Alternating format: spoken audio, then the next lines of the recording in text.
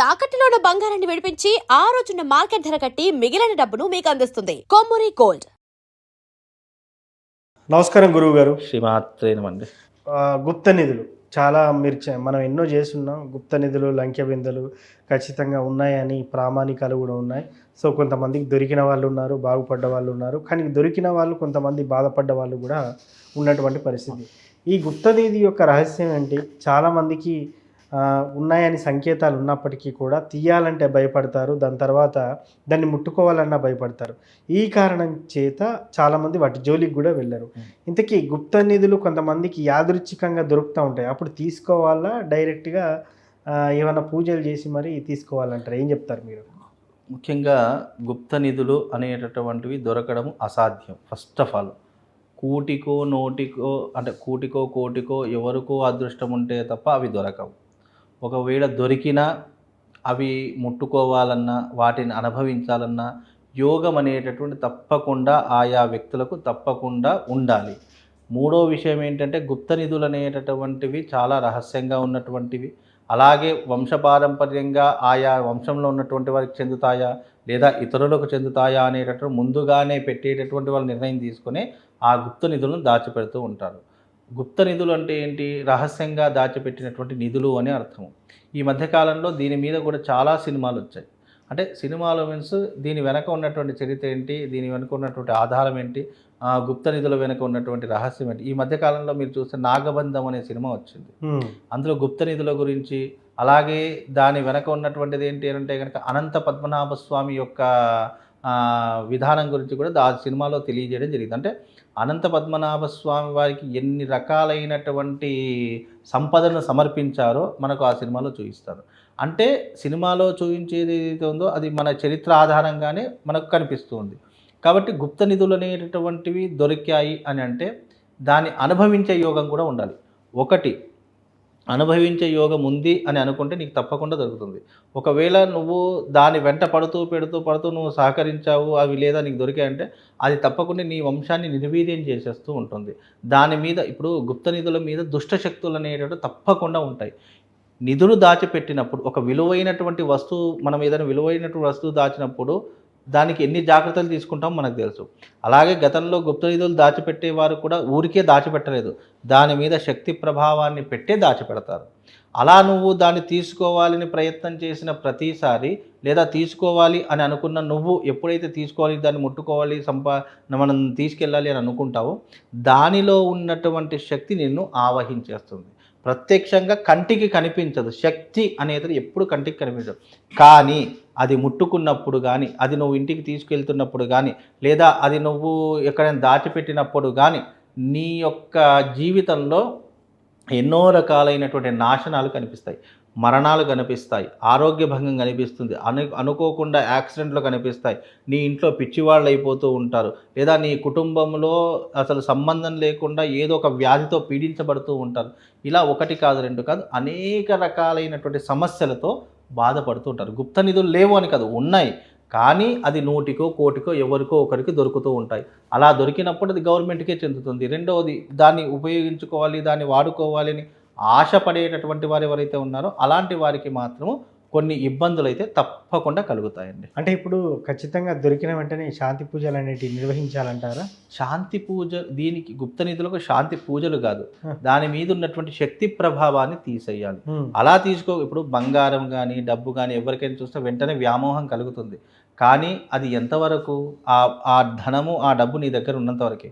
తదుపరి నీ పిల్లలు కావచ్చు, నీ వంశం కావచ్చు, ఎప్పటికైనా దాని యొక్క ఎలాగైతే ఇప్పుడు నువ్వు అది దొరికినంత కాలం నువ్వు హ్యాపీగా దర్జాగా ఉన్నావో తర్వాతి తరం వాళ్ళు అదే నరక యాతన అనుభవిస్తారు. అది మాత్రం గుర్తుపెట్టుకో. అది దొరికిన తర్వాత శాంతి పూజలు కాదు, దాని మీద ఉన్నటువంటి శక్తి ప్రభావాన్ని తీసేసి ఆ తర్వాత అంటే ఒకవేళ దొరికినా దాన్ని 3 భాగాలు చేసుకోవాలి.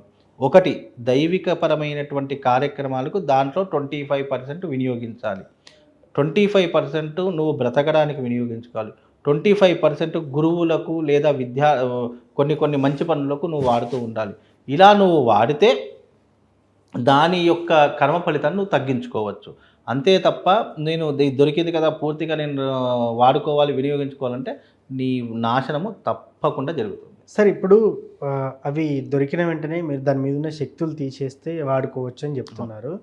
సో తీసిన తర్వాత మరి కొన్ని కొన్ని సందర్భాల్లో చెప్తారు, కొంతమంది కనిపించిన వెంటనే వాటిని తీసి పక్కన పెట్టాలని ఏదేదో చేస్తూ ఉంటారు. అంటే మళ్ళీ కొంతమంది- ఎవరైనా చూస్తారేమో, మళ్ళీ ఇబ్బంది కలుగుతుంది. అవును. అయినప్పటికీ కూడా దాన్ని దాచినప్పటికీ కూడా మళ్ళీ అవి ఇనుప కడ్డీలుగా మారిపోతాయి కొన్ని సందర్భాలు. వాస్తవమే. సో ఇది ఎలా అంటారు మరి? అంటే ఇది కొంతమంది ఏం చేస్తారు అని అంటే కనుక అది స్వార్థపూరితమైనటువంటి చింతన ద్వారా ఓకే. వాడికి లభించకూడదు. కొంత లిఫ్టింగ్ షిఫ్టింగ్ అనేది చేస్తూ ఉంటారు. అంటే ఒకవేళ వీడికి దక్కకూడదు, ఒకవేళ ఇది ముడితే పూర్తిగా ఇనుప కడ్డీల్లా కానీ, లేదా ఇనుప ముక్కల్లా మారిపోవడం కానీ, లేదా బొగ్గులా మారిపోవడం, లేదా పూర్తి మట్టిగా మారిపోవడం, ఇలా అనేక రకాలుగా మార్చేస్తూ ఉంటారు. బికాజ్ మంత్రశక్తి వల్ల ఏమవుతుందంటే పూర్వకాలంలో ఉన్నటువంటి బంగారానికి ఒక ప్రత్యేకత ఉంది. అది ఎప్పుడైతే మనం సంక్రమించాలి అని అనుకుంటామో అది యజమానికి సంక్రమించకుండా ఇది అంతా మనకే సంక్రమించాలి అనేటటువంటి ఒక దాంతో కొన్ని రకాలైనటువంటి మంత్ర ప్రయోగాల ద్వారా అది బంగారాన్ని కాస్త ఇనుప కడ్డీలుగా మార్చేస్తారు. తర్వాత ఏం చేస్తారు, అయ్యో ఇవి ఇనుప కడ్డీలుగా మారిపోయి, లేదా ఇనుప కడ్డీలు మేము ఏం చేసుకోవాలని చెప్పేసి అనుకుంటారు. అవి ఏం చేస్తారంటే మళ్ళీ మాకు వద్దు స్వామి, మీరు తీసుకెళ్తారా పడేసుకుంటారా మీ ఇష్టం అని చెప్పేసి తీసుకువెళ్ళిపోయిన తర్వాత మళ్ళీ దానికి మంత్రశక్తితో బంగారపు మళ్ళీ మార్చేలా దాన్ని చాలామంది చేస్తూ ఉంటారు. దీంట్లో అనేక రకాలుగా ఉంటుందండి. అది పూర్వ పద్ధతిని అనుసరించి ఆ మంత్రశక్తికి ఉన్నటువంటి తాంత్రికమైనటువంటి శక్తి ద్వారా దాన్ని మార్చేటటువంటి విధానాలు చాలా రకాలుగా ఉంటుంటాయి. అందుకే ఇనుప కడ్డీలా మారిపోతున్నాయి, లేదా అవి తీసి మేము పక్కన పెట్టాము, తీసినప్పటి నుంచి మాకు బాగుండట్లేదు. కొంతమంది కొన్ని స్థలాల్లో కొన్ని విగ్రహాలు దొరికాయి, భగవంతుని యొక్క విగ్రహాలు, సీతారాముల యొక్క విగ్రహాలు, అవి ఇంత ఉన్నాయి. అవి బంగారపుతో ఉన్నటువంటి విగ్రహాలు. అవి దొరికిన తర్వాత అంటే ఒక పొలంలో దొరికిన తర్వాత వాటిని ఏం చేశారు అని అంటే కరిగిద్దామని చెప్పేసి వెళ్ళారు విగ్రహాలను. కరిగిచ్చేద్దామని చెప్పి వెళ్ళిన తర్వాత సర్లే మనకేముంది, బంగారం వస్తుంది, డబ్బులు వస్తాయని చెప్పేసి ఒక కోట్లు వచ్చేస్తాయని చెప్పేసి ఏదో అనుకున్నారు. ఇటు కరిగించిన వాడు చనిపోయాడు, తీసుకుని వెళ్ళేవాడు చనిపోయాడు. ఓకే. ఇద్దరూ చనిపోయారు. దానివల్ల ఆ బంగారం ఏమైపోయింది, పూర్తిగా ఇనుముగా మారిపోయి, పూర్తిగా అది ఒక ముద్ద ఇనుప కడ్డీలాగా మారిపోయి అది ఎవరికి ఉపయోగపడకుండా అయిపోయింది. అంటే ఇక్కడ ఏమవుతుంది అంటే గుప్త నిధులు అనేటటువంటివి దొరకడం గొప్పతనం కాదు, దాన్ని అనుభవించే యోగం కూడా ఉండాలి. ఒకవేళ అనుభవిద్దాము అని నువ్వు ఎప్పుడైతే అనుకుంటావో, లేదా దాని మీద ఉన్నటువంటి దుష్టశక్తి ప్రభావమైన తీసేటటువంటి క్యాపబిలిటీ ఉండాలి. అలా తీస్తే తప్పకుండా దాన్ని ఎవరైనా అనుభవించవచ్చు. సో మొత్తానికి దీని వెనుక ఇంత రహస్యం దాగి ఉంది. ఇంకా చాలా ఉన్నాయి, ఒకటి కాదు రెండు కాదు. కాకపోతే కొన్ని మనం మీడియా ముఖంగా చెప్పకూడనటువంటి అంశాలు ఉన్నాయి. దాంట్లో మెయిన్ పాయింట్స్ అయితే చెప్పాను. కాకపోతే గుప్త నిధులు అంటే అది చాలా లోతు సబ్జెక్టు. అది అంత ఈజీగా దాని శక్తి యొక్క ప్రభావం చెప్పడం అంత ఈజీ కాదు. దానికి అనేక రకాలైన రహస్యాలు దాగి ఉన్నటువంటి అంశం.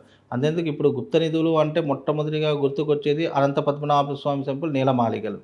ఆ తర్వాత మనకు తిరుపతిలో ఉన్నాయని తెలిసింది, అలాగే కాశీలో ఉన్నాయని తెలిసింది, అలాగే శ్రీరంగంలో ఉన్నాయని తెలిసింది. ఇలా నిధులు అనేటు పూర్వకాలంలో రాజులు సంపదలు అన్నీ దాచిపెట్టినటువంటి ప్రదేశాల్లో ఇలా కొన్ని అద్భుతమైనటువంటి క్షేత్రాలు ఉన్నాయి. కాబట్టి అలాంటి క్షేత్రాల్లో ఈ శ్రీరంగం ఒకటి, తర్వాత అనంత పద్మనాభ స్వామి ఒకటి, అలాగే కాశీ లాంటి ప్రదేశం ఒకటి, అలాగే శ్రీశైలం లాంటి ప్రదేశం ఒకటి, తిరుమల లాంటి ప్రదేశం ఒకటి. ఇలాంటి ప్రదేశాల్లో విచ్చలవిడిగా గుప్త నిధులు ఉన్నాయండి. Thank you sir. అట్లా కాకుండా కొంతమంది పొలాలలో చైన్లలో ఉన్నాయని కూడా చెప్తూ ఉంటారు. సో ఎనీవే గుప్త నిధుల గురించి, వాటి రహస్యాల గురించి చాలా చక్కగా చెప్పారు. ధన్యవాదాలు.